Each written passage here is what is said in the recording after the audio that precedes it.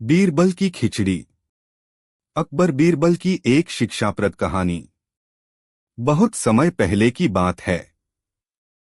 मुगल सम्राट अकबर का शासन पूरे भारत में प्रसिद्ध था। वे न्यायप्रिय, बुद्धिमान और दूरदर्शी सम्राट थे। उनके दरबार में अनेक बुद्धिजीवी और विद्वान थे, लेकिन उनमें से सबसे चतुर और प्रिय दरबारी थे बीरबल। बीरबल की बुद्धिमानी के किस्से दूर दूर तक फैले हुए थे। वे न केवल कठिन समस्याओं का समाधान करते थे, बल्कि अपनी चतुराई और हास्य से हर किसी का मन मोह लेते थे।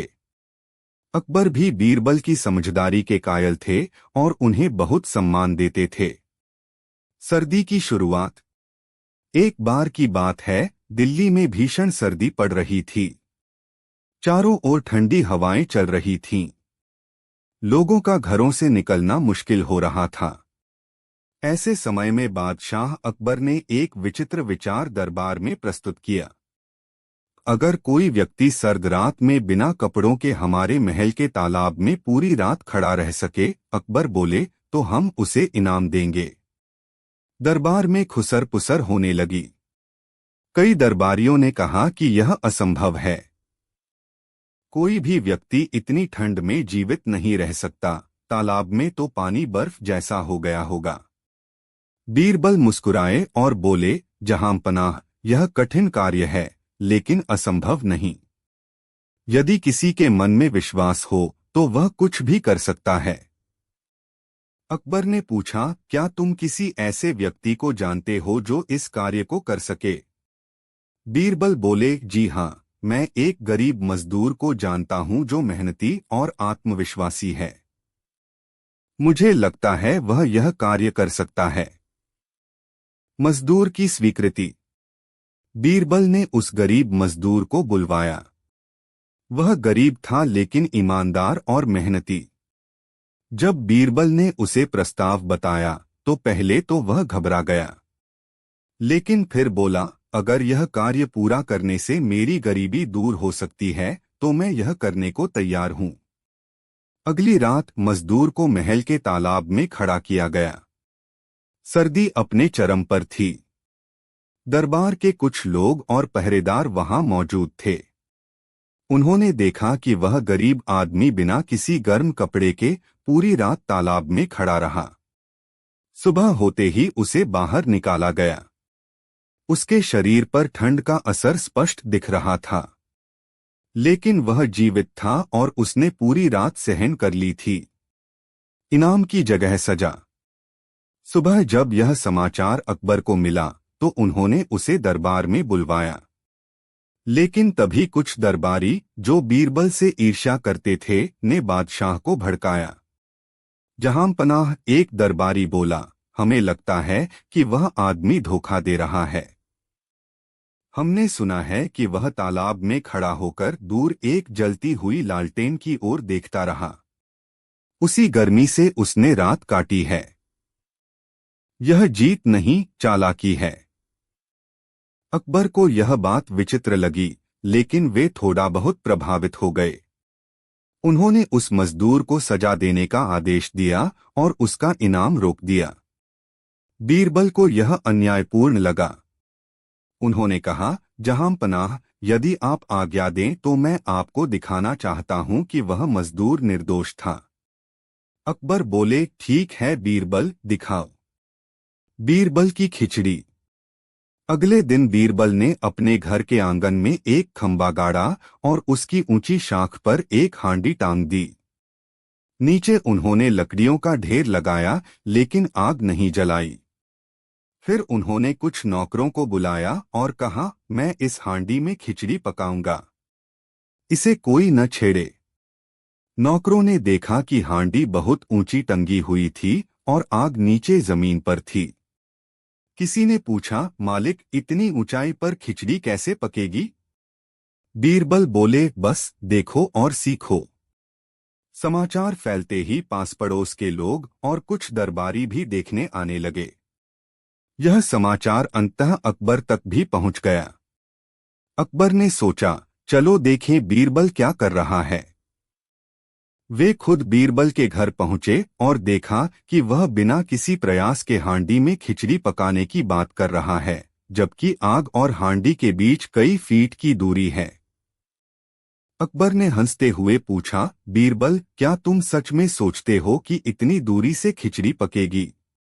बीरबल मुस्कुराए और बोले, जहां पनाह, अगर वह गरीब मजदूर दूर जलती हुई लालटेन की गर्मी से पूरी रात तालाब में जीवित रह सकता है, तो यह खिचड़ी भी इतनी दूर से पक सकती है। अकबर समझ गए कि बीरबल उनका ध्यान किस ओर ले जा रहे हैं। उन्होंने अपनी गलती महसूस की। न्याय की पुनर्स्थापना। अकबर ने तुरंत दरबार बुलाया और उस मजदूर को फिर से बुलवाया। उन्होंने सार्वजनिक रूप से माफी मांगी और कहा, हमसे भूल हुई, तुम्हारी परीक्षा सच्ची थी। तुमने कठिन परिश्रम और साहस से यह सिद्ध किया कि इच्छाशक्ति हर कठिनाई को मात दे सकती है। उन्होंने मजदूर को न केवल पहले से घोषित इनाम दिया, बल्कि उसके लिए एक स्थायी नौकरी भी मुहैया करवाई ताकि वह आगे कभी भूखा न रहे। साथ ही उन्होंने बीरबल की सराहना करते हुए कहा, बीरबल, तुमने फिर एक बार दिखा दिया कि सच्चा बुद्धिमान केवल चतुर नहीं होता, बल्कि न्यायप्रिय और संवेदनशील भी होता है। कहानी से शिक्षा। इस कहानी से हमें यह सीखने को मिलता है कि एक, सच्चाई की जीत हमेशा होती है। 2, इच्छाशक्ति और आत्मविश्वास से बड़ी कठिनाई को पार किया जा सकता है। 3, बुद्धिमानी का अर्थ केवल चतुराई नहीं, बल्कि न्याय की समझ और साहस भी है। 4, कभी कभी व्यंग्य और प्रतीक के माध्यम से भी सच्चाई को उजागर किया जा सकता है। अकबर को अपने फैसले पर पछतावा हुआ, लेकिन उन्होंने उसे सुधारा। और बीरबल की यह कहानी आज भी लोगों को प्रेरित करती है। बीरबल की सूझबूझ, चोरी का रहस्य। बहुत समय पहले की बात है, मुगल सम्राट अकबर का दरबार देश के सबसे चतुर और विद्वान लोगों से भरा हुआ था। लेकिन उनमें सबसे बुद्धिमान और प्रिय दरबारी थे राजा बीरबल। बीरबल की सूझबूझ और हाजिर जवाबी के चर्चे न केवल सम्राट के दरबार में बल्कि पूरे हिंदुस्तान में होते थे। चोरी की वारदात। एक दिन बादशाह अकबर दरबार में अपने सिंहासन पर बैठे थे कि तभी राजमहल का एक सेवक घबराया हुआ दरबार में आया। जहां पनाह, संकट है, सेवक ने हांफते हुए कहा। क्या हुआ? अकबर ने चिंता जताई। जहां पनाह, खजाने के कमरे से एक कीमती हार चोरी हो गया है। वह हार जो आपने खास तौर पर गुजरात से मंगवाया था। दरबार में सन्नाटा छा गया। सबकी नजरें बादशाह की ओर थीं। अकबर ने तत्काल सुरक्षा प्रमुख और खजाने के निरीक्षकों को बुलवाया और पूछताछ शुरू की, लेकिन कुछ भी पता न चला। अकबर बहुत क्रोधित हुए। उन्होंने ऐलान किया, अगर अगले 3 दिनों के भीतर हार वापस नहीं मिला तो खजाने की सुरक्षा में तैनात सभी कर्मचारियों को दंड मिलेगा। सभी डर गए। कोई न कोई सच्चा था, लेकिन चोर के डर से कोई मुंह नहीं खोल रहा था। बीरबल की एंट्री। बीरबल ने सारी बात ध्यान से सुनी। फिर उन्होंने बादशाह से कहा, जहां पनाह, अगर आप अनुमति दें तो मैं यह रहस्य सुलझाने की कोशिश करना चाहता हूं। अकबर ने तुरंत आज्ञा दे दी। बीरबल ने खजाने के उन 10 कर्मचारियों को बुलवाया जो उस दिन ड्यूटी पर थे। सभी को एक कमरे में इकट्ठा किया गया।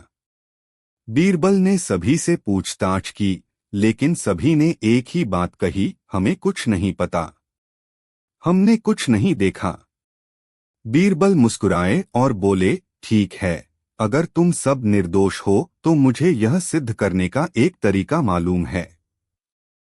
जादुई छड़ी की तरकीब। बीरबल ने एक छोटा थैला मंगवाया जिसमें लकड़ी की 10 छड़ियां थीं। उन्होंने सभी कर्मचारियों को एक एक छड़ी पकड़ाई और बोले, यह जादुई छड़ी है। जो भी चोर होगा उसकी छड़ी कल सुबह तक 1 इंच लंबी हो जाएगी। सभी कर्मचारी चौंके, लेकिन कोई कुछ बोला नहीं। बीरबल ने कहा, इन छड़ियों को संभाल कर रखो और कल सुबह दरबार में लेकर आना। अगर किसी की छड़ी लंबी हुई तो वही चोर होगा। रात बीत गई। अगले दिन सभी कर्मचारी दरबार में आए और अपनी अपनी छड़ी बीरबल को सौंप दी। बीरबल ने ध्यान से सभी छड़ियां देखीं और फिर मुस्कुराकर कहा, जहां पनाह, चोर का पता चल गया है। कौन है वह? अकबर ने उत्सुकता से पूछा। बीरबल ने एक कर्मचारी की ओर इशारा किया और कहा, यही चोर है। अकबर ने पूछा, लेकिन कैसे? बीरबल बोले, जहां पनाह, वो जादुई छड़ी तो सिर्फ एक चाल थी। असल में सभी छड़ियां एक ही लंबाई की थीं। लेकिन मैंने यह बात नहीं बताई। चोर डर के मारे अपनी छड़ी को रात में 1 इंच काट कर सोया ताकि अगर वह लंबी हो तो पहचान में न आए। बाकी सबने छड़ियां वैसी की वैसी रखीं। इसी के कारण इसकी छड़ी अब बाकी से छोटी है, जबकि होनी चाहिए थी बराबर। अकबर हंस पड़े और बोले, बीरबल, तुम सच में अद्वितीय हो। उस कर्मचारी को पकड़ लिया गया और उसने अपना अपराध कबूल कर लिया। हार भी बरामद कर लिया गया। इनाम और संदेश। बादशाह ने बीरबल को ढेर सारा इनाम दिया और कहा, बीरबल, तुमने न केवल चोर को पकड़वाया बल्कि निर्दोष लोगों को दंड से बचाया। तुम्हारी सूझबूझ वाकई बेमिसाल है। बीरबल मुस्कुराए और बोले, जहां पनाह, अगर न्याय बुद्धि से किया जाए तो सच्चाई खुद सामने आ जाती है। दूसरी घटना, बीरबल की परीक्षा। कुछ ही समय बाद अकबर के दरबार में एक विद्वान ब्राह्मण आया। वह स्वयं को अत्यंत ज्ञानी और तर्कशास्त्र का माहिर कहता था।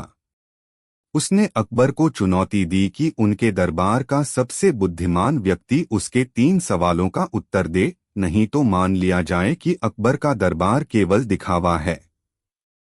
अकबर ने बीरबल को बुलवाया। ब्राह्मण बोला, अगर यह बीरबल इतने ज्ञानी हैं तो मेरे 3 सवालों के उत्तर दें। बीरबल मुस्कुराए, पूछिए। पहला सवाल, ईश्वर कहाँ है?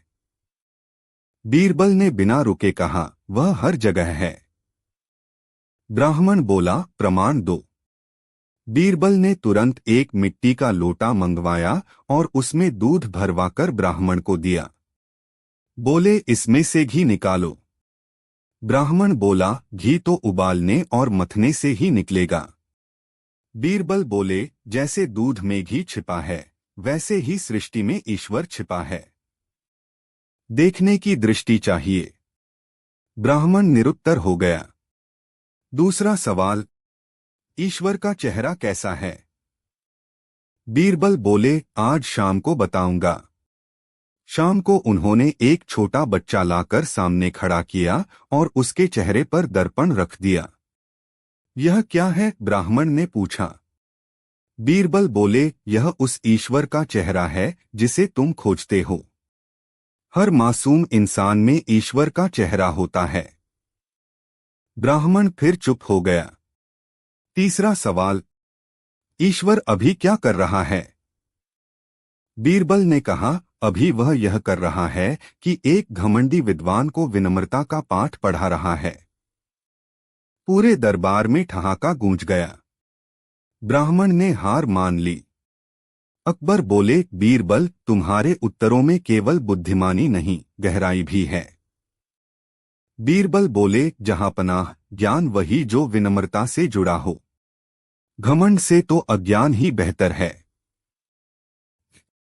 अंतिम भाग, बीरबल का बदला। एक बार एक ईर्ष्यालु दरबारी ने अकबर से कहा कि बीरबल अब पहले जैसे चतुर नहीं रहे। अकबर ने सोचा कि क्यों न बीरबल की परीक्षा ली जाए। उन्होंने एक रात बीरबल को अचानक बुलवाया और कहा, कल सुबह सूरज उगने से पहले मेरे पास 3 सबसे अनमोल चीजें लाओ, वरना तुम अपनी पदवी खो दोगे। बीरबल मुस्कुराए और बोले, जो हुक्म जहांपना। अगले दिन सुबह सुबह बीरबल आया। उसके साथ 3 व्यक्ति थे, एक बच्चा, एक बुजुर्ग महिला और एक किसान। अकबर ने पूछा, यह क्या है? बीरबल बोला, जहांपनाह, आप 3 अनमोल चीजें मांग रहे थे। यह बच्चा है देश का भविष्य, यह बुजुर्ग है अनुभव का खजाना, और यह किसान है जो सबका पेट भरता है। इससे अनमोल कुछ नहीं। अकबर ने उसकी बात से सहमति जताई और ईर्ष्यालु दरबारी को दरबार से हटा दिया। निष्कर्ष और शिक्षा। यह 2200 शब्दों के आसपास की यह विस्तृत कहानी हमें कई महत्वपूर्ण बातें सिखाती है। सूझबूझ और तर्क से बड़ी समस्या सुलझाई जा सकती है। ज्ञान और विनम्रता साथ हो तो कोई भी हार नहीं सकता। सच्चे नेता वे होते हैं जो सच्चाई को समझकर न्याय करते हैं। बीरबल जैसे चरित्र हमें बताते हैं कि बुद्धिमानी केवल दिमाग की नहीं, दिल की भी होती है। कहानी का नाम बीरबल की गूंगी गवाही। प्रस्तावना।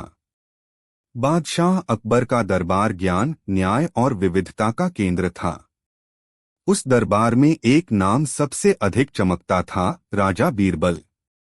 बीरबल की चतुराई, हाजिर जवाबी और न्याय के लिए उनकी प्रसिद्धि दूर दूर तक थी। लोग अपनी समस्याओं को लेकर केवल बीरबल के निर्णय को अंतिम मानते थे। इस बार की घटना कुछ अलग और अनोखी थी। मामला सिर्फ चोरी या चालाकी का नहीं था, यह न्याय और संवेदनशीलता की एक कठिन परीक्षा थी। चौंकाने वाली घटना। एक दिन दरबार में एक बुजुर्ग महिला को लाया गया। उसके साथ एक युवती और एक अमीर व्यापारी भी थे। मामला बहुत पेचीदा था। अमीर व्यापारी ने कहा, जहांपनाह, यह औरत मेरी पुरानी नौकरानी है। इसने मेरे घर से एक हीरे का हार चुराया है और अब मुझसे बहस कर रही है। बुजुर्ग महिला ने कांपती आवाज में कहा, जहांपनाह, मैं निर्दोष हूं। मैंने जीवन भर सेवा की है, लेकिन अब यह मुझ पर झूठा इल्जाम लगा रहा है। बीरबल सब कुछ ध्यान से सुन रहे थे, लेकिन तभी एक और व्यक्ति सामने आया। वह महिला का बेटा था। उसने कहा, मेरी मां बोल नहीं सकती, वह गूंगी हैं। ये झूठ बोल रही हैं। पूरा दरबार चकित रह गया। अकबर ने पूछा, क्या यह सच है? यह गूंगी हैं? बीरबल चुपचाप उनकी ओर देख रहे थे। जांच की शुरुआत। बीरबल ने अकबर से निवेदन किया, जहांपनाह, मुझे इस मामले की तह तक जाने के लिए एक दिन का समय दीजिए। अकबर ने सहमति दी। बीरबल ने सबसे पहले उस बुजुर्ग महिला को अपने साथ अलग एक कमरे में ले जाकर बात की। उन्होंने उसे कुछ खाने को दिया, फिर पानी दिया और फिर धीरे धीरे उससे बातचीत करने का प्रयास किया। महिला बहुत डर रही थी, लेकिन उसकी आंखों में सच्चाई झलक रही थी। बीरबल को कुछ शक हुआ। उन्होंने दरबार के सिपाहियों को आदेश दिया कि उस व्यापारी की कोठी की तलाशी ली जाए। तलाशी में कुछ खास तो नहीं मिला, लेकिन नौकरों से पूछताछ में पता चला कि महिला को अचानक ही घर से निकाल दिया गया था और उसके खिलाफ चोरी की झूठी शिकायत की गई थी। बीरबल को यह बात खटक गई। बीरबल की योजना। बीरबल ने अपनी योजना बनाई। अगले दिन उन्होंने दरबार में सबको फिर बुलवाया, व्यापारी, महिला, उसका बेटा और सभी गवाह। फिर उन्होंने एक गुप्त डिब्बा मंगवाया और सबके सामने रख दिया। इस डिब्बे में एक विशेष रसायन है, बीरबल बोले, जो केवल चोर के हाथ पर रंग छोड़ता है। जो भी इस डिब्बे में हाथ डालेगा और चोर होगा, उसके हाथ पर लाल रंग आ जाएगा। व्यापारी थोड़ा घबराया, लेकिन उसने सोचा कि वह तो निर्दोष दिख रहा है, वह सबसे पहले हाथ डाल देगा। सबने एक एक करके हाथ डाला। बीरबल ने सबके हाथ देखे, किसी पर भी रंग नहीं था। तब बीरबल मुस्कुराए और बोले, जहांपनाह, चोर पकड़ा गया है। अकबर चौंके, पर कैसे? सबके हाथ तो साफ हैं। बीरबल बोले, सिर्फ एक ही व्यक्ति है जो डर के कारण हाथ नहीं डाल सका, और वह है व्यापारी। पूरा दरबार व्यापारी की ओर मुड़ा। उसकी आंखों से पसीना बह रहा था। बीरबल बोले, रसायन तो था ही नहीं, यह केवल डर का खेल था। अगर वह निर्दोष होता तो सबसे पहले हाथ डालता, लेकिन वह डर गया क्योंकि उसे सच का डर था। व्यापारी ने तुरंत अपराध स्वीकार कर लिया। उसने कबूल किया कि वह महिला को जबरन निकालना चाहता था ताकि उसका कर्ज न चुकाना पड़े। हार भी उसी की तिजोरी से बरामद किया गया। गूंगी महिला का रहस्य। अब सवाल उठता था, अगर वह महिला गूंगी थी तो पहले दिन कैसे बोली? बीरबल ने खुलासा किया, यह महिला गूंगी नहीं थी। यह चाल व्यापारी की थी ताकि इसके बेटे को भ्रमित किया जाए और वह भी मां पर शक करे। लेकिन महिला ने कभी कहा ही नहीं कि वह गूंगी है। वह तो खुद अपने बेटे से अलग रह रही थी और बेटे ने वर्षों से उसे नहीं देखा था।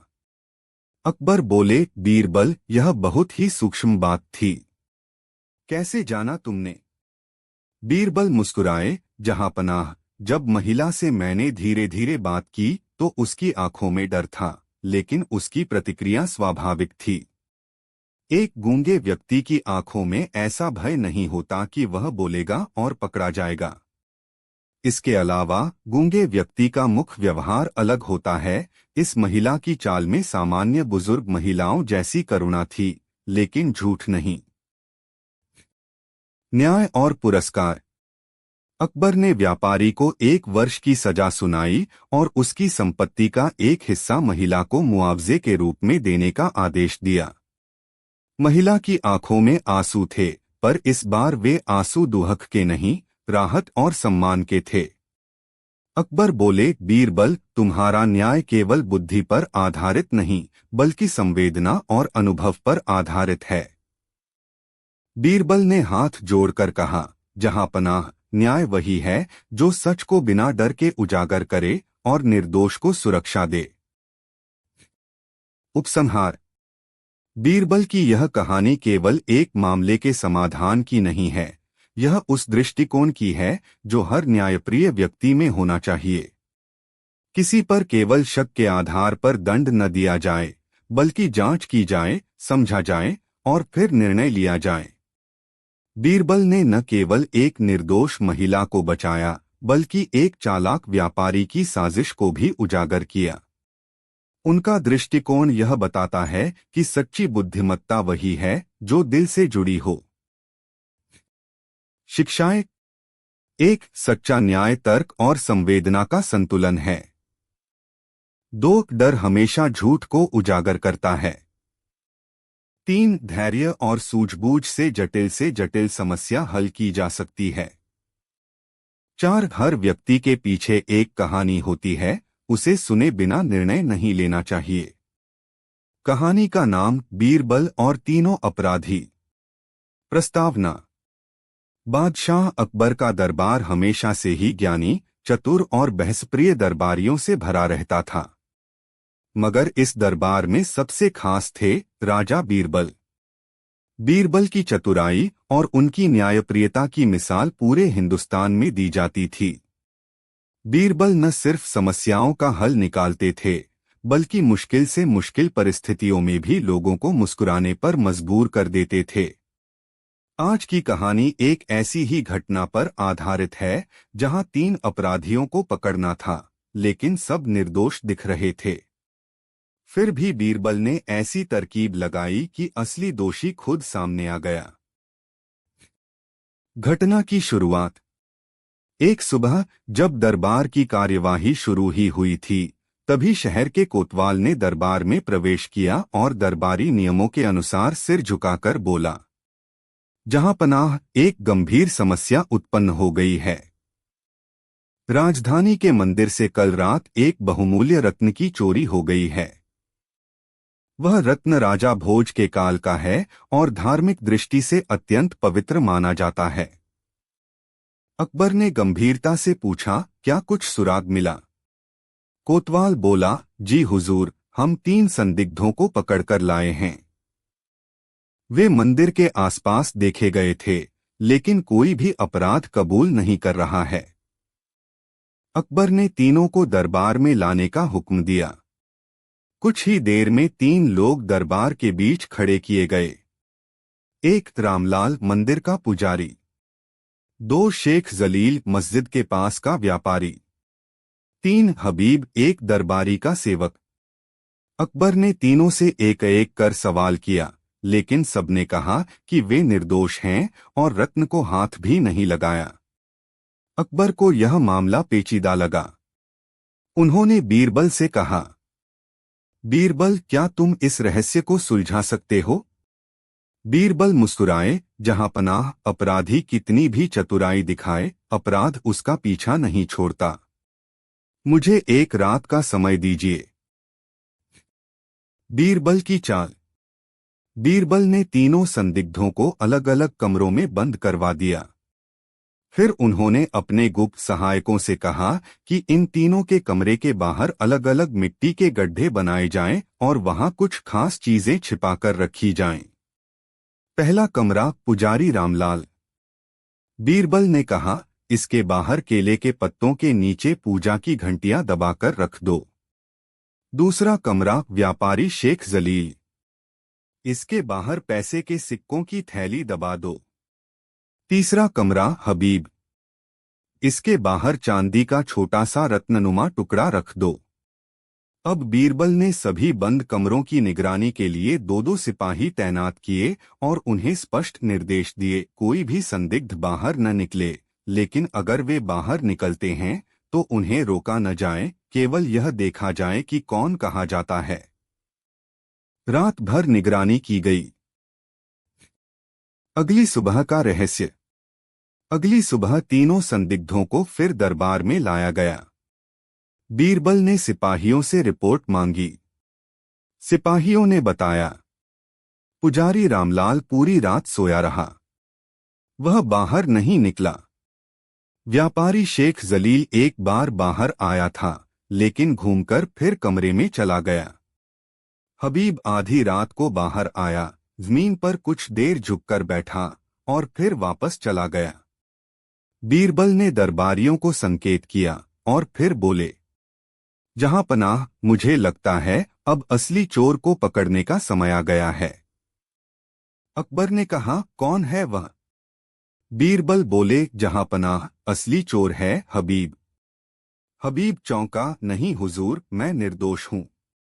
बीरबल ने मुस्कुराते हुए कहा, मैंने तुम तीनों के दरवाजे के पास अलग अलग चीजें रखी थीं, जो उस व्यक्ति के स्वभाव को लुभा सकती थीं। मैंने तुम्हारे कमरे के पास एक रत्न जैसा दिखने वाला चांदी का टुकड़ा रखा। सिपाहियों की निगरानी में तुम आधी रात को बाहर आए और जमीन पर झुककर बैठे, यानी तुमने उस वस्तु को देखा। यदि तुम निर्दोष होते तो उस ओर देखने की भी जरूरत नहीं पड़ती। फिर बीरबल ने सिपाहियों को उस जगह से चांदी का टुकड़ा लाने को कहा, वह गायब था। हबीब का चेहरा उतर गया। कुछ ही देर में उसने अपना अपराध स्वीकार कर लिया। रत्न की बरामदगी और न्याय। हबीब ने बताया कि उसने रत्न को मंदिर के पास रखे एक गड्ढे में छिपाया था, ताकि कुछ दिनों बाद वह उसे निकाल सके। बीरबल ने सिपाहियों को वहां भेजा और रत्न बरामद कर लिया गया। अकबर ने गुस्से में आकर कहा, हबीब, तुमने न केवल चोरी की बल्कि धार्मिक भावनाओं का भी अपमान किया। तुम्हें कड़ी सजा मिलेगी। हबीब को जेल में डाल दिया गया। फिर अकबर ने बीरबल की ओर देखा और कहा, तुमने बिना किसी यातना या हिंसा के बुद्धि और चालाकी से चोर को पकड़ लिया। बीरबल ने हाथ जोड़कर कहा, जहां पनाह, न्याय बुद्धि से किया जाए तो निर्दोष को कभी सजा नहीं मिलती। एक नई चुनौती। कहानी यहीं खत्म नहीं हुई। कुछ ही दिनों बाद अकबर को बीरबल की परीक्षा लेने का मन हुआ। उन्होंने बीरबल को बुलाकर कहा, बीरबल, इस बार मैं तुमसे एक नई चुनौती रखता हूं। मुझे 3 दिन के भीतर सबसे आलसी व्यक्ति को खोज कर लाओ। बीरबल हंस पड़े, जहांपनाह, यह तो बहुत सरल कार्य है। 3 दिनों की खोज। बीरबल ने पूरे शहर में घूम घूम कर 3 व्यक्तियों को दरबार में पेश किया। एक धनी सेठ हर कार्य नौकरों से करवाता था, यहाँ तक कि पंखा भी खुद नहीं झलता। 2 राजकुमार राजवीर महल से बाहर पैर नहीं निकालता, केवल पलंग पर लेटे लेटे शासन करता है। 3 श्यामलाल गरीब मगर कभी कोई कार्य नहीं करता, दिन भर केवल पेड़ के नीचे लेटा रहता है। अकबर ने तीनों से कुछ सवाल पूछे। सेठ बोला, मुझे कुछ भी करने की जरूरत नहीं, मेरा नौकर सब कर देता है। राजकुमार बोला, मैंने चलना फिरना छोड़ दिया है, सब कुछ वहीं आकर मुझे मिलता है। श्यामलाल कुछ नहीं बोला। बीरबल ने कहा, जहांपनाह, सबसे आलसी व्यक्ति यही श्यामलाल है। अकबर बोले, पर यह तो गरीब है, नौकर चाकर भी नहीं है। बीरबल बोले, जहांपनाह, यह व्यक्ति इतना आलसी है कि इसे काम करने से ज्यादा भूखा रहना मंजूर है। इसे नौकर नहीं मिले तो खुद से कुछ करने की कोशिश भी नहीं करता। यही असली आलसी है, न धन के कारण न राजपाट के कारण, केवल स्वभाव से। अकबर मुस्कुराए, तुम सही कहते हो। उपसंहार। बीरबल की चतुराई एक बार फिर साबित हो चुकी थी। उन्होंने केवल अपराधी को ही नहीं पकड़ा, बल्कि समाज की एक विडंबना को भी उजागर किया कि असली आलसी वे नहीं जो राजसी जीवन जीते हैं, बल्कि वे हैं जो कार्य से पलायन करते हैं। अकबर ने बीरबल को बहुमूल्य वस्त्र, स्वर्ण मुद्राएं और सम्मान पत्र देकर सम्मानित किया। शिक्षाएं इस कहानी से। एक, अपराध छुपता नहीं, सही दृष्टिकोण से सामने आ ही जाता है। 2, सजा से बड़ा डर सत्य का सामना करना होता है। 3, बुद्धिमान व्यक्ति परिस्थितियों को देखकर निर्णय करता है, अनुमान से नहीं। 4, आलस्य और सुविधा में फर्क होता है, आलसी वह है जो कुछ कर ही नहीं चाहता, चाहे कुछ भी हो। 5, न्याय वही है जो निर्दोष को भय और दोषी को दंड दे। कहानी का नाम, बीरबल की बारीक नजर। प्रस्तावना। मुगल दरबार के सबसे प्रसिद्ध दरबारी बीरबल सिर्फ चतुर नहीं थे, वे जनभावनाओं को समझने वाले, न्यायप्रिय और व्यावहारिक राजनीतिज्ञ भी थे। बादशाह अकबर को बीरबल पर इतना विश्वास था कि वे देश के सबसे पेचीदा मामलों को भी उन्हीं के हवाले कर दिया करते थे। इस बार मामला था राज्य के 3 प्रमुख सूबेदारों की गतिविधियों को लेकर, जहां प्रशासनिक ढील, जनता में असंतोष और कर चोरी की शिकायतें लगातार बढ़ रही थीं। मूल घटना की शुरुआत। एक दिन अकबर ने बीरबल को अपने खास कक्ष में बुलाया। बातचीत में अकबर ने कहा, अकबर, बीरबल, हमारे 3 प्रमुख सूबेदार खानजहां, विक्रम सिंह और गुलाम यूसुफ पर लगातार शिकायतें आ रही हैं। प्रजा दुखी है, राजकोष खाली हो रहा है और कानून व्यवस्था भी बिगड़ रही है। बीरबल, जहांपनाह, क्या आपने कोई विशेष जांच बैठाई? अकबर, मैं चाहता था कि मेरी आंखें और कान तुम बनो। क्या तुम सूबों का दौरा कर सकते हो? बीरबल, हुजूर, मैं इस कार्य को केवल दौरा करके नहीं, बल्कि पूरी चतुराई से अंजाम दूंगा। मुझे कुछ समय दीजिए और एक गुप्त आदेश पत्र दीजिए ताकि मुझे पूर्ण अधिकार मिलें। अकबर ने मुस्कराकर स्वीकृति दी। बीरबल का योजनाबद्ध गुप्त दौरा। बीरबल ने दरबार की पोशाक छोड़कर एक सामान्य जोगी का भेष धारण किया। साथ में एक वफादार सेवक लिया और चल पड़े पहले सूबे की ओर, खानजहां के अधीन क्षेत्र में। पहला सूबा, खानजहां का राज्य। खानजहां का इलाका एक समय समृद्ध माना जाता था। अब रास्ते टूटे हुए, बाजार सुनसान और लोगों के चेहरे पर भय का साया था। बीरबल ने गांव में एक वृद्ध किसान से बातचीत की। किसान बाबा, यहाँ तो टैक्स वसूली के नाम पर लूट होती है। सैनिक अनाज तक उठा ले जाते हैं। बीरबल ने कुछ दिन गांव में रहकर देखा, सैनिक ग्रामीणों से जबरन कर वसूलते थे और बदले में कोई सुविधा नहीं थी। उन्होंने रात को गुप्त रूप से सैनिकों की चौकी का निरीक्षण किया। खानजहां के नाम से सोने की थैलियां हर रात दिल्ली भेजी जाती थीं, लेकिन शाही कोष में जमा नहीं होती थीं। बीरबल ने इस बात का गुप्त प्रमाण संकलित किया और अगले सूबे की ओर बढ़े। दूसरा सूबा विक्रम सिंह का राज्य। यहाँ की स्थिति कुछ बेहतर थी, लेकिन समस्या अलग थी। यहाँ दिखावे के नाम पर मंदिरों और महलों पर खर्च हो रहा था, लेकिन जनता को बुनियादी सुविधाएं नहीं मिल रही थीं। स्कूल जर्जर, अस्पताल खाली और किसान आत्महत्या की कगार पर थे। बीरबल ने एक वैद्य का रूप धारण कर गांवों का दौरा किया। एक ग्रामीण हुक्मरान केवल मंदिरों में दान देता है, लेकिन हमें पीने का पानी तक नहीं मिलता। बीमार होने पर तो भगवान ही सहारा है।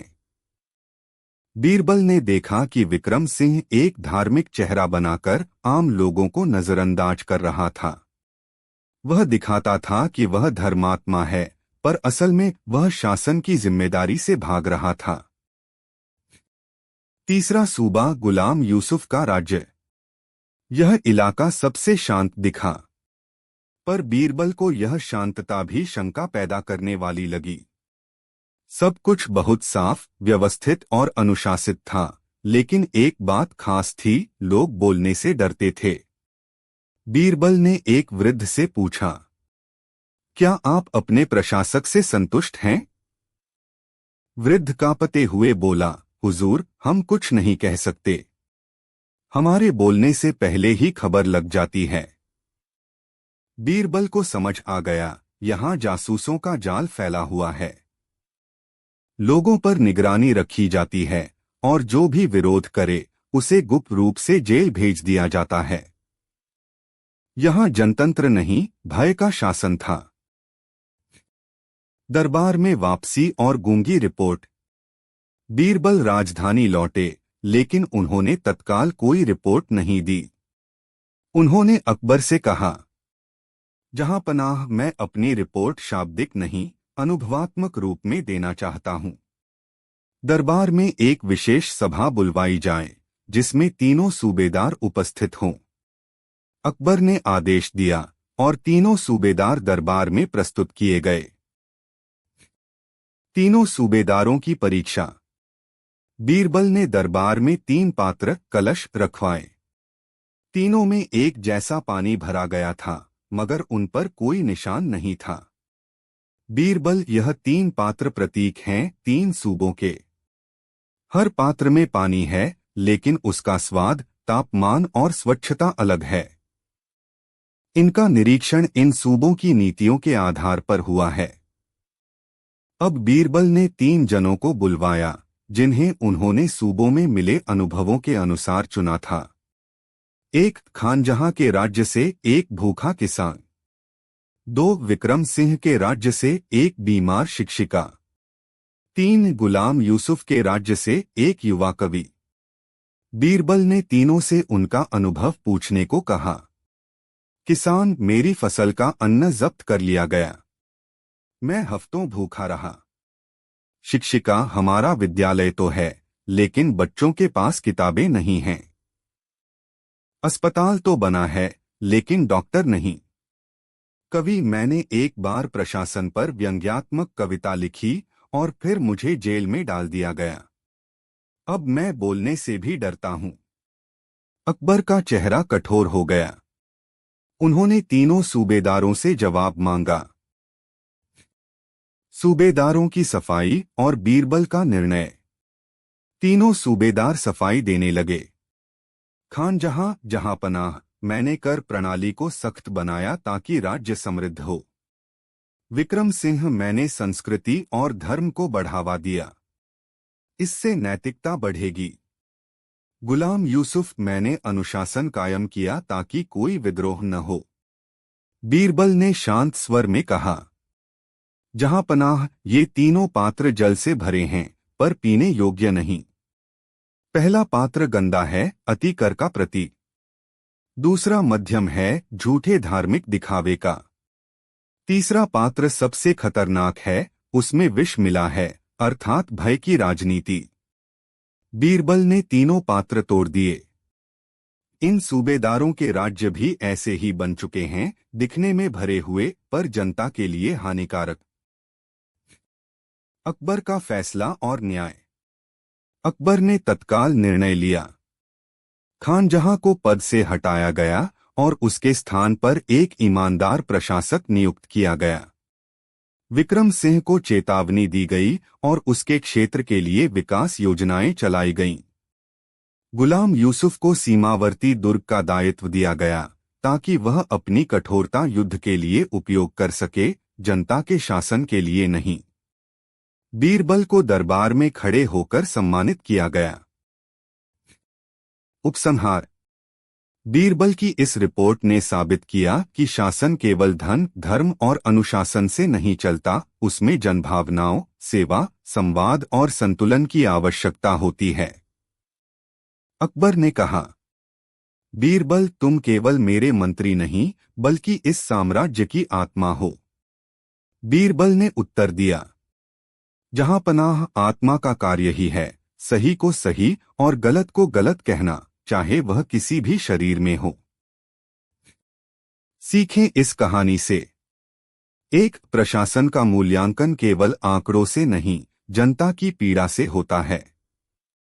2. धर्म का दिखावा अगर सेवा न बने तो वह केवल ढोंग है।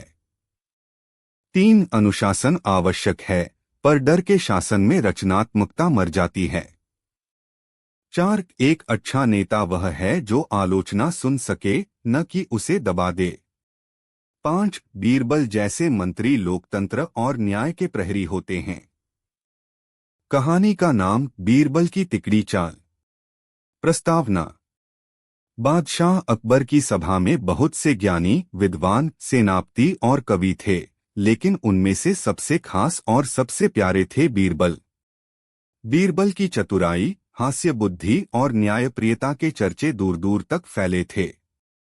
कोई भी जब दरबार में कठिन प्रश्न लेकर आता, बादशाह अकबर सीधा बीरबल की ओर देखते और बीरबल मुस्कराते हुए हल ढूंढ निकालते। इस बार मामला कुछ खास था। दरबार में एक बार फिर से कुछ शाही दरबारी बीरबल से ईर्ष्या करने लगे थे और उनकी प्रतिष्ठा को ठेस पहुंचाने के लिए षड्यंत्र रचने लगे। षड्यंत्र की शुरुआत। दरबार के 3 दरबारी, राजा हरिदत्त, काजी उमर और सेठ गिरधरलाल, बीरबल की बढ़ती लोकप्रियता से परेशान थे। उन्होंने आपस में मिलकर एक योजना बनाई। योजना थी बीरबल को ऐसे प्रश्नों के जाल में फंसाना जिनका उत्तर देना लगभग असंभव हो। यदि बीरबल कोई उत्तर न दे पाए तो उनकी प्रतिष्ठा को गहरा धक्का लगेगा। तीनों दरबारी बादशाह अकबर के पास पहुंचे। हरिदत्त, जहांपनाह, बीरबल निःसंदेह बुद्धिमान हैं, लेकिन क्या आपको नहीं लगता कि कई बार वे अत्यधिक बोलने लगते हैं? अकबर हंसते हुए बोलते हैं क्योंकि उनके पास कहने को होता है। काजी उमर, मगर हुजूर, क्या यह उचित नहीं होगा कि उनकी बुद्धिमत्ता की एक बार फिर परीक्षा ली जाए? अकबर मुस्कराए और बोले, अगर तुम तीनों को लगता है कि बीरबल को चुनौती देनी चाहिए तो ठीक है। मैं कल दरबार में एक विशेष सभा बुलवाता हूं। तुम तीनों बीरबल से एक एक प्रश्न पूछ सकते हो। तीनों प्रश्नों की तैयारी। हरिदत्त, काजी उमर और गिरधरलाल रात भर बैठकर कठिन प्रश्नों की सूची तैयार करने लगे। हरिदत्त ने इतिहास और भूगोल का प्रश्न चुना, काजी ने धार्मिक और नैतिक प्रश्न और गिरधरलाल ने व्यापार और गणित से जुड़ा। तीनों को पूरा विश्वास था कि बीरबल इस बार फंस जाएगा। विशेष दरबार की शुरुआत। अगले दिन विशेष दरबार सजा। आम और खास लोग उपस्थित हुए। बीरबल मुस्कराते हुए अपने स्थान पर बैठे। तीनों दरबारी अपनी चुनौतीपूर्ण मुद्राओं में खड़े थे। अकबर, बीरबल, आज तुम्हारी बुद्धिमत्ता की परीक्षा है। ये तीनों दरबारी तुमसे एक एक प्रश्न पूछेंगे। अगर तुम तीनों का संतोषजनक उत्तर दे सके तो तुम सच में बेजोड़ हो। बीरबल, जहांपनाह, मुझे चुनौतियों से परहेज नहीं। आइए पहला प्रश्न पूछा जाए। पहला प्रश्न, राजा हरिदत्त का इतिहास रहस्य। हरिदत्त, बीरबल, बताओ, इस पृथ्वी पर कितने तारे हैं? और यदि कोई राजा उन्हें गिनकर अपनी संपत्ति बनाना चाहे तो क्या यह न्याय संगत होगा? सभी दरबार में हंसी दबाने लगे, लेकिन अकबर गंभीर थे। बीरबल, राजा हरिदत्त, आपके प्रश्न का उत्तर मैं दूंगा।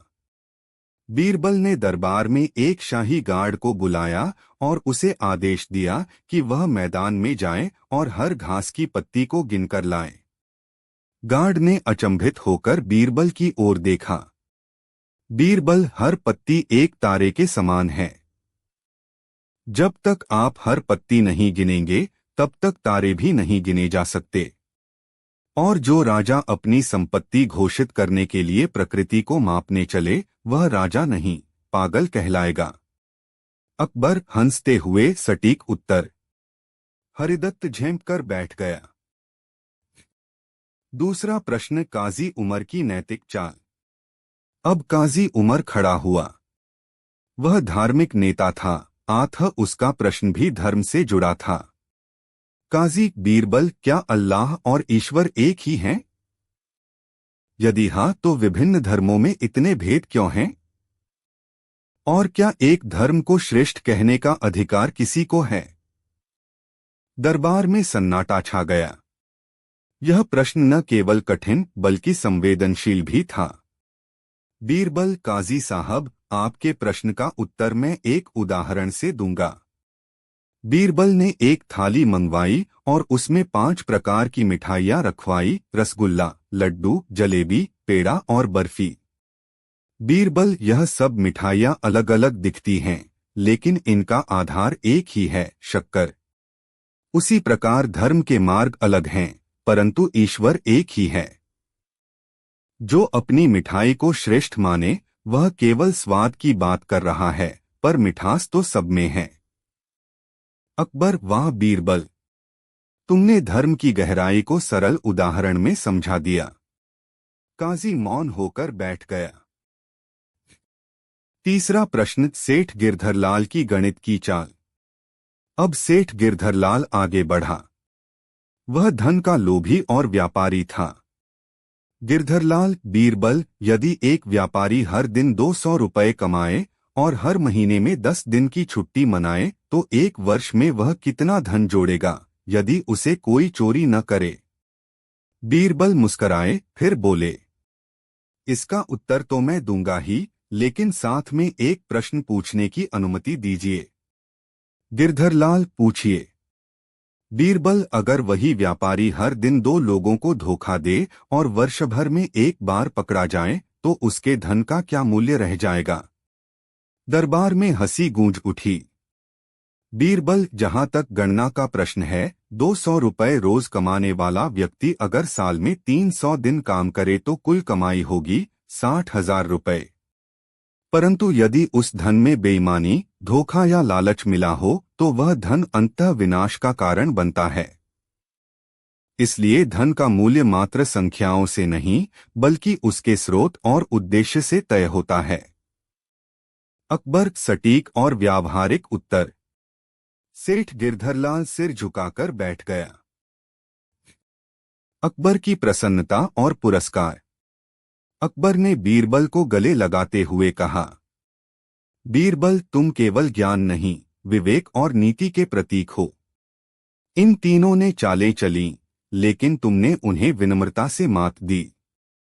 बीरबल ने झुककर कहा, जहां पनाह, जो ज्ञान दूसरों की बुराई में नहीं बल्कि सत्य के उजाले में उपयोग हो वही सही ज्ञान होता है। अकबर ने बीरबल को 100 स्वर्ण मुद्राओं और एक बेशकीमती रत्नों से जड़ा हार भेंट किया। कहानी का मोड़, बीरबल की योजना। कहानी यहीं खत्म नहीं होती। बीरबल जानता था कि ये तीनों दरबारी भविष्य में फिर षड्यंत्र करेंगे, इसलिए उन्होंने एक योजना बनाई। बीरबल ने तीनों को एक विशेष भोज में आमंत्रित किया और वहां उन्हें उनके ज्ञान का मूल्यांकन देने के लिए एक प्रतियोगिता की घोषणा की। उन्होंने कहा, आप तीनों विद्वान हैं। अब मैं 3 प्रश्न आपसे पूछूंगा। जो सही उत्तर देगा उसे 500 स्वर्ण मुद्राएं दी जाएंगी। बीरबल के 3 उल्टे प्रश्न। प्रश्न 1, ऐसा कौन सा जीव है जो बिना पंख के उड़ सकता है, बिना पैर के चल सकता है और बिना मुंह के बोल सकता है? तीनों चुप। बीरबल ने मुस्कराकर उत्तर दिया, मन। प्रश्न 2, ऐसा कौन सा स्थान है जहां सब कुछ होता है फिर भी कुछ नहीं होता? उत्तर, सपना। प्रश्न 3, ऐसी कौन सी चीज है जो जितनी बांटी जाए उतनी बढ़ती है? उत्तर, प्रेम और ज्ञान। तीनों दरबारी निरुत्तर हो गए। बीरबल ने धीरे से कहा, जब तक ज्ञान को अहंकार के साथ बांटा जाएगा वह बोझ बन जाएगा, परंतु जब ज्ञान सेवा के लिए हो तो वह समाज को रोशनी देता है। उपसंहार। इसके बाद तीनों दरबारी बीरबल से क्षमा मांगने पहुंचे। बीरबल ने उन्हें क्षमा कर दिया, परंतु शर्त रखी, अब से तुम अपने ज्ञान का उपयोग ईर्ष्या के लिए नहीं, जनहित और राज्य की भलाई के लिए करोगे। बादशाह अकबर ने बीरबल के व्यवहार और समझदारी की सराहना करते हुए कहा, बीरबल, तुम्हारे जैसे मंत्री विरले ही होते हैं। तुम्हारे बिना यह दरबार अधूरा है। बीरबल मुस्कराकर बोले, जहां पनाह, मैं केवल दर्पण हूं। मैं वही दिखाता हूं जो सामने होता है। कहानी का नाम, बीरबल और 3 अनमोल सबक। प्रस्तावना। बादशाह अकबर के दरबार में बीरबल सबसे प्रिय और बुद्धिमान सलाहकार थे। उनकी चतुराई, सूझबूझ और न्यायप्रियता के किस्से दूर दूर तक मशहूर थे। परंतु जहां प्रशंसा होती है वहीं ईर्ष्या भी जन्म लेती है। कई दरबारी बीरबल से ईर्ष्या करते थे क्योंकि उनकी सलाह पर बादशाह अकबर आंख मूंद कर विश्वास करते थे। इस कहानी की शुरुआत भी इसी ईर्ष्या से होती है, लेकिन अंत बीरबल की अद्भुत चतुराई और अकबर की न्यायप्रियता के साथ होता है। दरबार में ईर्ष्या की आग। एक दिन दरबार में एक नया सेनापति नियुक्त किया गया। नाम था राणा प्रताप सिंह। राणा एक साहसी और बुद्धिमान योद्धा था, परंतु उसकी बुद्धिमत्ता बीरबल से थोड़ी कम थी। जब उसने बीरबल की ख्याति और दरबार में उनका प्रभाव देखा तो धीरे धीरे ईर्ष्या उसके मन में घर करने लगी। राणा ने दरबार के 2 पुराने दरबारियों काजी उमर और सेठ अमीरलाल को अपने साथ मिला लिया। तीनों ने मिलकर बीरबल को दरबार से हटाने की योजना बनाई। षड्यंत्र 3 अनसुलझे प्रश्न।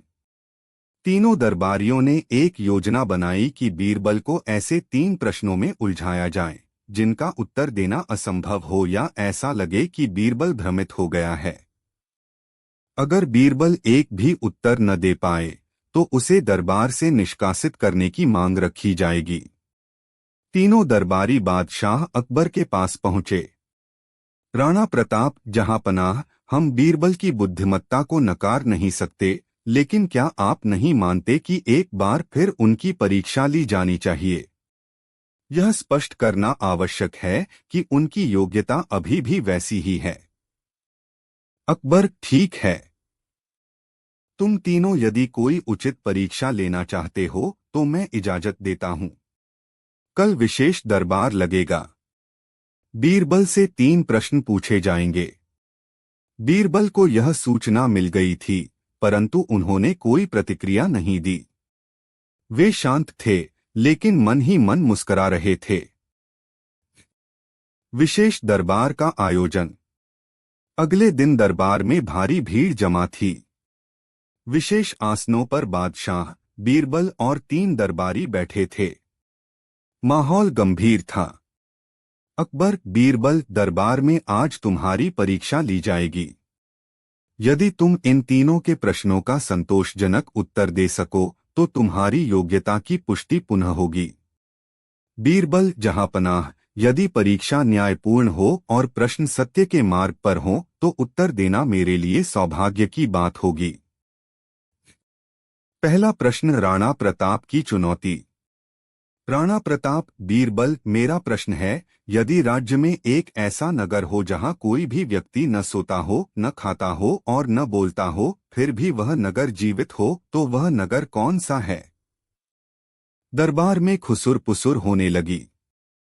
बहुतों को लगा कि यह तो अब बीरबल के बस की बात नहीं। बीरबल ने मुस्कराते हुए कहा, राणा साहब, आपका प्रश्न चतुर है। इसका उत्तर है चित्रित नगर, यानी एक पेंटिंग। एक चित्र जिसमें लोग दिखते हैं, घर होते हैं, दुकानें होती हैं, वह एक नगर होता है। लेकिन कोई खाता नहीं, बोलता नहीं, सोता नहीं, फिर भी वह जीवित दिखता है।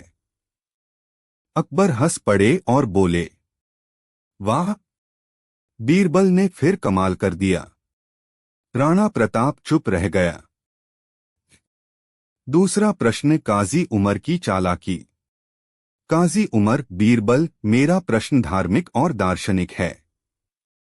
यदि एक आदमी पूरी जिंदगी ईमानदारी से जिए पर अंतिम समय में पाप कर बैठे और दूसरा आदमी पूरी जिंदगी पाप करे लेकिन अंतिम समय में पुण्य का काम करे, तो दोनों में से स्वर्ग का अधिकारी कौन है?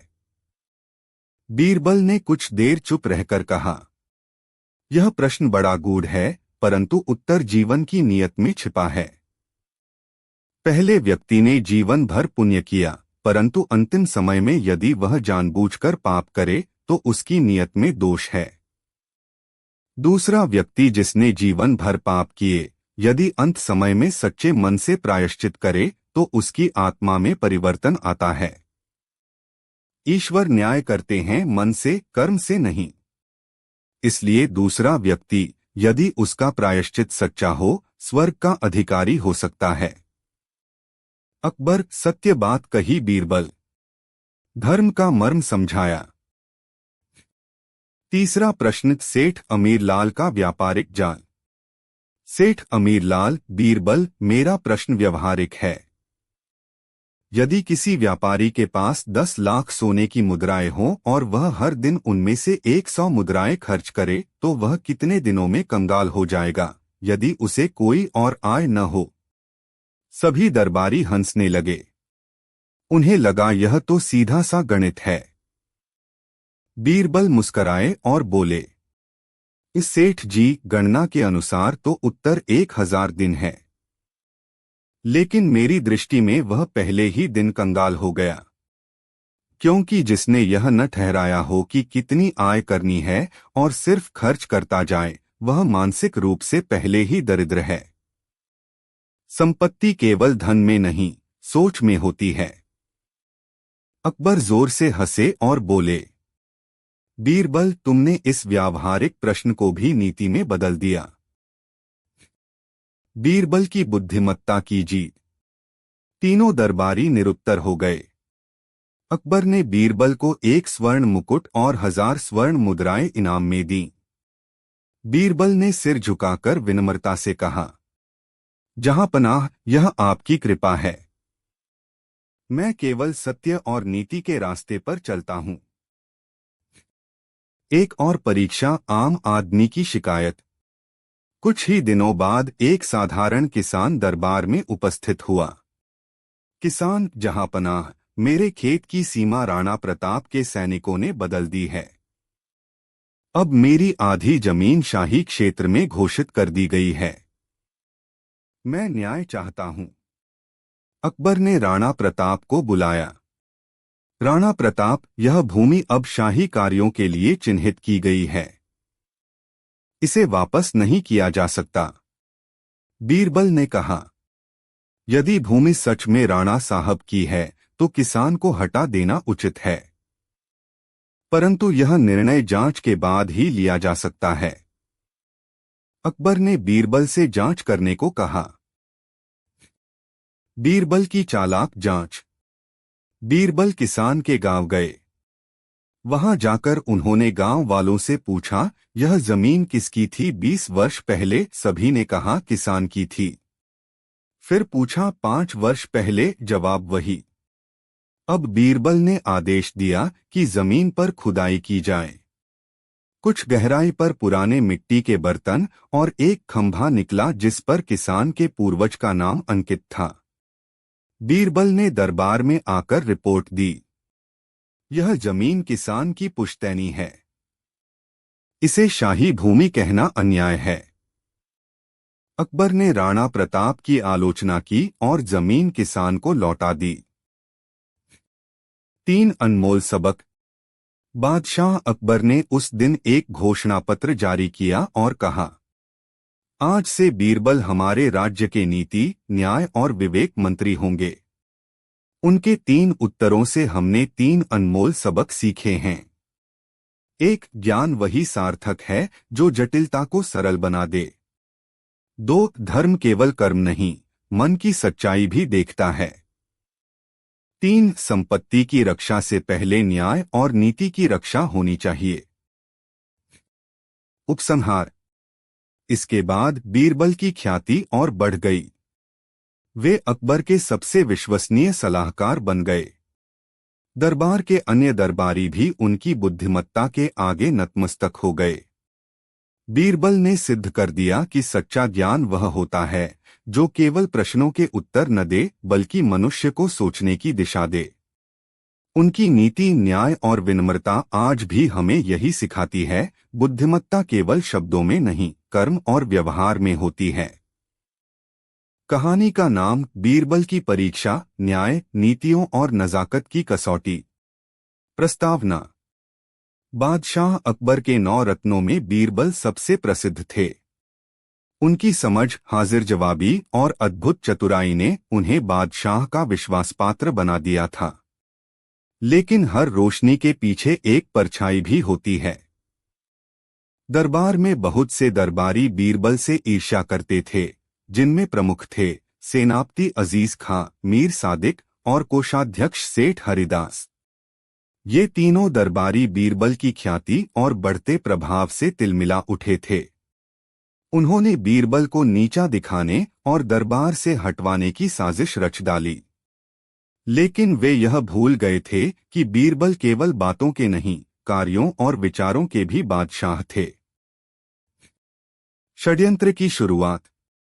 तीनों दरबारियों ने मिलकर एक योजना बनाई। अकबर के सामने एक ऐसा प्रस्ताव रखा जाए जिसमें बीरबल को 3 असंभव परिस्थितियों से गुजरना हो। यदि बीरबल असफल हुए तो उन्हें दरबार से निष्कासित कर दिया जाए। सेठ हरिदास, जहां पनाह, बीरबल की बुद्धिमत्ता पर हमें कोई संदेह नहीं, परंतु क्या उनकी चतुराई केवल दरबारी बातों तक सीमित है? क्या वह व्यवहारिक, धार्मिक और राजनीतिक विषयों में भी उतने ही सक्षम हैं? अकबर, तुम्हारा तात्पर्य क्या है? मीर सादिक, जहांपनाह, बीरबल को हम 3 ऐसे कार्य सौंपना चाहते हैं जिनमें व्यवहार, धर्म और राजनीति तीनों की कसौटी हो। यदि वह सफल होते हैं तो हम सभी उनकी प्रशंसा करेंगे, और यदि असफल हों तो उनके स्थान पर किसी और को अवसर दें। अकबर ने कुछ देर सोचा और फिर कहा, ठीक है, परंतु याद रहे, परीक्षा न्यायपूर्ण होनी चाहिए। बीरबल को अपमानित करने की कोशिश हुई तो तुम तीनों को दंडित किया जाएगा। 3 कठिन परीक्षाएं। 1. परीक्षा, न्याय की कसौटी। पहली चुनौती थी बीरबल को एक ऐसा निर्णय लेना था जिसमें न्याय, करुणा और नीति तीनों का संतुलन हो। मामला, एक गरीब किसान का बैल उसके पड़ोसी के खेत में घुस गया और वहां की सारी फसल खा गया। पड़ोसी ने क्रोध में आकर बैल को मार दिया। अब किसान न्याय चाहता था। दरबार में दोनों उपस्थित हुए। किसान, जहांपनाह, मेरा बैल भूखा था, गलती से पड़ोसी के खेत में चला गया, लेकिन उसे मार दिया गया, यह अन्याय है। पड़ोसी, जहांपनाह, मेरी सारी फसल नष्ट हो गई, मैंने वर्षों की मेहनत से उसे उगाया था। बैल ने सब खत्म कर दिया। अकबर ने यह मामला बीरबल को सौंपा। बीरबल ने गहराई से दोनों पक्षों को सुना और निर्णय सुनाया। किसान को चाहिए था कि वह अपने बैल को बांधकर रखे और पड़ोसी को भी बैल को मारने का अधिकार नहीं था। इसलिए किसान को अपनी लापरवाही के लिए 1 महीना नगर सेवा करनी होगी और पड़ोसी को बैल की हत्या के लिए किसान को एक नया बैल देना होगा। अकबर ने मुस्कराते हुए कहा, तुमने दोनों के मन को शांत कर दिया, बीरबल। तुमने न्याय को करुणा से जोड़ा है। 2 परीक्षा धर्म की कसौटी। दूसरी परीक्षा धार्मिक विषय से जुड़ी थी। मामला नगर के 2 अलग अलग संप्रदायों में यह विवाद हो गया कि मंदिर और मस्जिद के बीच एक कुआं किसका है। दोनों समुदाय उस जल स्रोत को अपना पवित्र अधिकार मानते थे। तनाव बढ़ने लगा था। एक छोटी चिंगारी से बड़ा दंगा हो सकता था। बीरबल को यह विवाद सुलझाने का आदेश मिला। बीरबल ने पहले दोनों समुदाय के नेताओं से एक-एक कर मुलाकात की। उन्होंने इतिहास की पुस्तकें पढ़ी, कूप के निर्माण की जानकारी एकत्र की, पुराने नक्शे मंगवाए और फिर एक सार्वजनिक सभा आयोजित की। बीरबल ने घोषणा की, यह कूप किसी एक समुदाय का नहीं बल्कि नगर का है। जल न हिंदू होता है न मुसलमान। जल सबके लिए होता है। हम इस कूप के चारों ओर एक सार्वजनिक जल मंदिर बनाएंगे। दोनों समुदायों के लोग एक समय निर्धारण के अनुसार जल उपयोग कर सकेंगे। इसके रखरखाव की जिम्मेदारी नगर प्रशासन की होगी। दोनों समुदायों ने सहर्ष स्वीकार किया। बादशाह ने बीरबल की धर्मनिरपेक्ष सोच की प्रशंसा की। 3 परीक्षा राजनीति की कसौटी। तीसरी और सबसे कठिन परीक्षा थी। बीरबल को 3 दिन में एक ऐसे गांव को सुधारना था जहां रिश्वतखोरी, अन्याय और अव्यवस्था चरम पर थी। गांव का नाम था धूर्तपुर। बीरबल अकेले ही धूर्तपुर पहुंचे। वहां के पटवारी, सिपाही और गांव के मुखिया सभी भ्रष्ट थे। कोई किसी की नहीं सुनता था। बीरबल ने सबसे पहले गांव के बच्चों को इकट्ठा किया और उन्हें शिक्षा, नैतिकता और सच बोलने की कहानियां सुनाईं। फिर उन्होंने ग्रामीणों से पूछा, तुम्हारे सबसे बड़े डर क्या हैं? ग्रामीणों ने जवाब दिया, सरकारी अधिकारी, रिश्वत और जुल्म। बीरबल ने 3 दिन में 3 कार्य किए। एक, गांव के चौपाल में एक सत्यपट लगवाया जहां हर व्यक्ति अपनी शिकायत लिख सकता था, बिना नाम लिखे। 2, गांव की महिलाओं को सुरक्षा की जिम्मेदारी दी, उन्हें न्याय प्रहरी घोषित किया गया। 3, प्रत्येक अधिकारी को सार्वजनिक जवाबदेही के तहत रखा, हर निर्णय का खुला लेखा-जोखा प्रस्तुत किया जाने लगा। 3 दिन में गांव की हवा बदल गई। लोग आश्चर्यचकित थे। पहले जो बीरबल की परीक्षा बनानी थी, अब वही उनकी जीत का कारण बन गई।